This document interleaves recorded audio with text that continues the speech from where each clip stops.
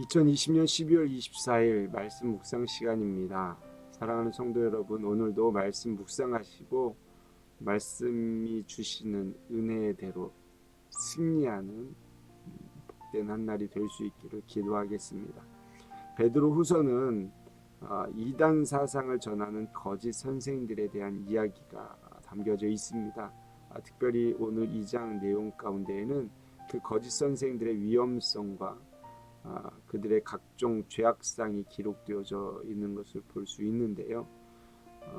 말씀을 이렇게 구분해 보면 거짓 선생들이 어떤 사람인가를 볼 수가 있고요. 거짓 선생들의 특징이 또한 어떠한가를 볼 수가 있습니다. 그리고 거짓 선생들의 본래의 모습과 현재의 모습이 어떠한지를 구분할 수가 있는데요. 저와 여러분들이 이 말씀을 통해서 하나님의 말씀을 저버리지 않는 그러한 신앙인이 되기를 소망하며 말씀을 나누도록 하겠습니다. 먼저 10절의 말씀을 보면 거짓 선생들에 대한 두 가지 표현이 나와 있습니다. 이들의 모습이 어떠한가 10절 말씀 함께 보실까요? 특별히 육체를 따라 더러운 정욕 가운데서 행하며 주관하는 일을 멸시하는 자들에게는 형벌할 줄 아시느니라. 육체를 따라 행하는 자라는 표현이 있고요. 주관하는 일을 멸시하는 자라는 표현이 있죠. 이것을 조금 쉽게 이해하자면 첫 번째는 삶의 모습이 이렇다라는 것을 말해주고 있고요. 두 번째는 관계적인 부분을 표현해주고 있습니다. 육체를 따라 행하는 자들은 어떤 삶의 모습입니까? 말초신경이 원하는 것을 그냥 따르며 살아가는 존재들이다라는 거예요.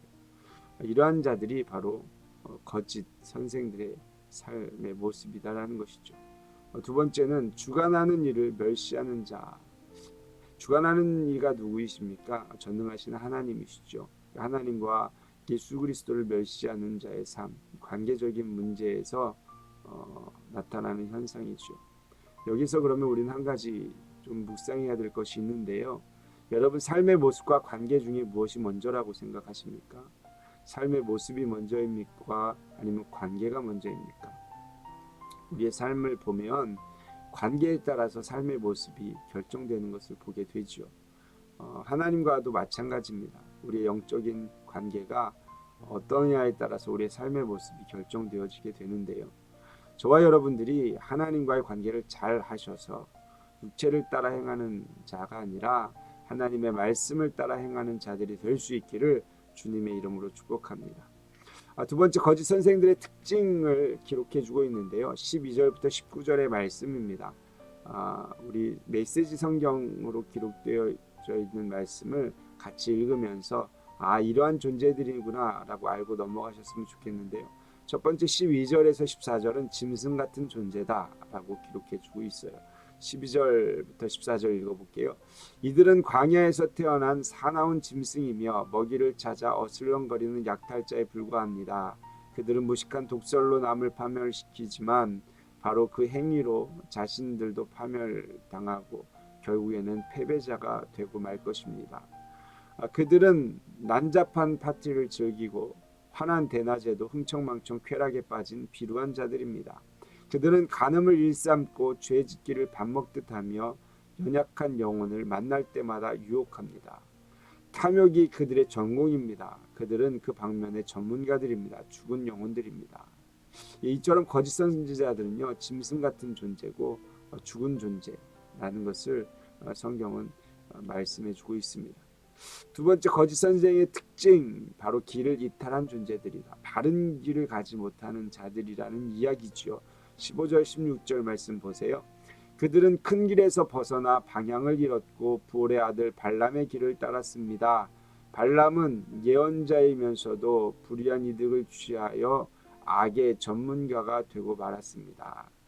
그는 제멋대로 길을 가다가 제지당했습니다. 말 못하는 짐승이 인간의 목소리로 말해서 그 예언자의 미친 행동을 막은 것입니다. 발람이라는 사람 예언자였지만 결국 잘못된 길을 선택하였고 하나님께서 말 못한 짐승을 통해서 그 길을 막으려 하셨던 것을 표현해주고 있는 것이죠.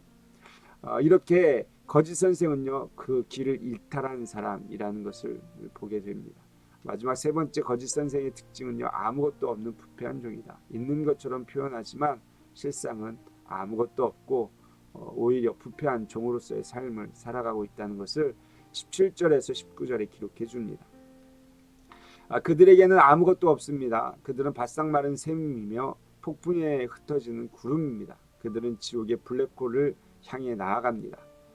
그들은 허풍이 잔뜩 들어 잘난 체하며 큰 소리 치지만 아주 위험한 자들입니다. 그릇된 생활에서 막 벗어난 사람들이 그들의 상표인 유혹에 가장 쉽게 넘어갑니다. 이 18절에 보면 그릇된 생활에서 막 벗어난 사람들이 누구입니까? 이제 하나님을 믿겠다, 예수 그리스도를 믿겠다, 신앙생활 하기 막 시작한 사람들, 이 사람들에게 유혹의 상표를 던지는 거예요. 그래서 쉽게 넘어지게 하는 자들이 바로 이 거짓 선생들이다라는 것이죠. 계속 말씀 보실까요? 그들은 이 새내기들에게 자유를 약속하지만 정작 자신들은 부패의 종입니다. 그들이 부패에 빠져 있다면 부패의 종 노릇을 하게 되기 때문입니다. 그렇죠. 자유라고 이야기하지만 사실 이들은요, 부패의 종 가운데 있었던 자들이다라는 것이죠. 이렇게 여러분, 거짓 선생들은 짐승 같은 존재이고요, 길에서 이탈한 존재이고 아무것도 없는 부패한 종이라고 성경은 기록해주고 있어요. 그래서 수신자들에게 그러한 자로 나아가지 말아라, 거짓 선생의 길을 가지 말아라, 그 유혹에 무너지지 말아라 라고 말씀하고 있는 것이죠. 저와 여러분도 이 시대 가운데 살아가면서 거짓 선생의 이야기들이 들려질 때에 거기에 넘어가지 않는 하나님의 사람들이 될 수 있기를 소망합니다. 얼마나 이단 사상들이 많습니까? 잘못된 진리에서 왜곡된 것들이 얼마나 많은지 모릅니다. 거기에서 흔들리지 않는 자들이 되어야 되는 것이죠.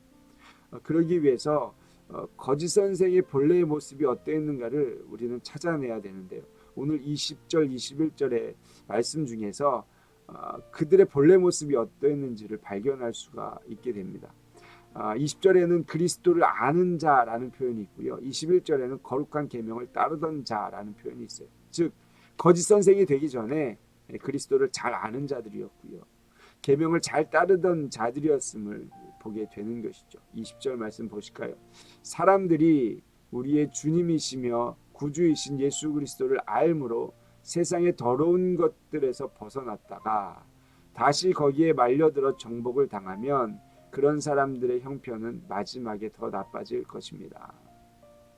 여기에 보면 예수 그리스도를 알므로라는 표현이 되어 있죠. 예수 그리스도를 알므로 인해서 어떻게 됐다는 거예요?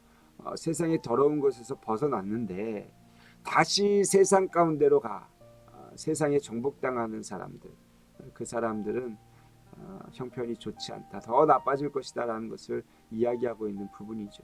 이 말씀을 통해서 이 사람들 원래 그리스도를 아는 자들이었구나 라는 것을 깨닫게 되는 것이죠. 21절도 보실까요? 그들이 의의 길을 알고서도 자기들이 받은 거룩한 계명을 저버린다면 차라리 그 길을 알지 못했던 편이 더 좋았을 것입니다. 이 말씀의 표현 중에서 거룩한 계명을 저버린다면, 즉 그 전에는 그 거룩한 계명을 저버리지 않고 잘 지키며 살았다라는 것이죠. 이것이 바로 거짓 선지자가 되기 전의 모습이었다라는 것입니다.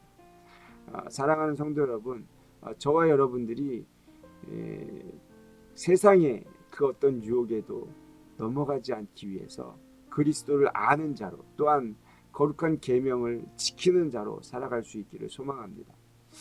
이어지는 22절 말씀은요, 그렇게 세상 가운데로 간 자들을 속담을 통해서 표현해주고 있는데요, 이 표현을 한번 보시면 우리가 너무나 잘 아는 이야기이기도 하죠. 보세요. 개는 자기가 토한 것을 도로 먹는다. 누가요? 거짓 선지자로 간 사람들. 돼지는 몸을 씻고 나서 다시 진창에 뒹군다. 깨끗하게 씻겨난 돼지요, 다시 엉망진창인 소굴로 들어가서 몸을 나뒹구는 그러한 모습을 상상할 수가 있는 것이죠. 하나님의 말씀을 저버린 자의 모습이 이렇다라는 거예요.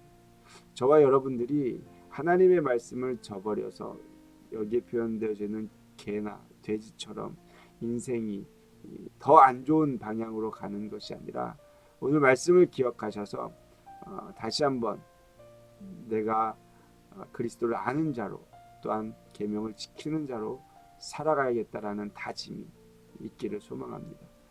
오늘 말씀 적용 부분입니다. 여러분 더러운 것에 다시 정복당하지 않기를 소망합니다. 그리고 그러기 위해서 거룩한 계명을 저버리지 않는 하나님의 사람들 되기를 소망합니다. 이 말씀을 적용하기 위해 오늘도 기도하시고 승리하는 한 날 되기를 주님의 이름으로 축복합니다. 기도하시겠습니다. 하나님 감사합니다. 우리는 이미 하나님께서 택해 주시고 자녀 삼아 주셔서 믿음의 삶을 걸어가고 있는 하나님의 사람들입니다. 그러나 사단 마귀는 우리를 유혹하여 넘어뜨리려고 하고요. 또한 죄악의 길로 인도하려고 합니다.